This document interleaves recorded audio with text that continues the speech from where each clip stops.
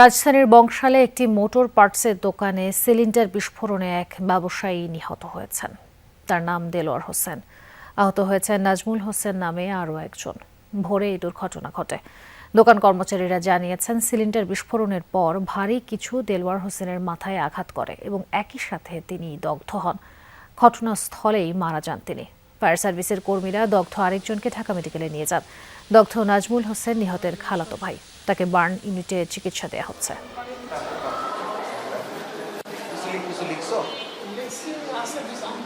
আগুন ছাড়া আমি আর কিছু দেখি নাই, আর দেখলাম যে ওয়াল সব ভাঙা পড়ে আছে। এসির ইনডোরের ভিতরে থেকে কটকট শব্দ হচ্ছিল, তো ওই ক্ষেত্রে ওইখান থেকে দুইটা মিলে একসাথে বিস্ফোরণ হয়েছে। ভাইয়ের দরজা খুলতে গেছে, দরজা খোলার আগেই উনি ওখানে ওয়াল টোল ভেঙে চাপান ভেঙে স্পট দেয়।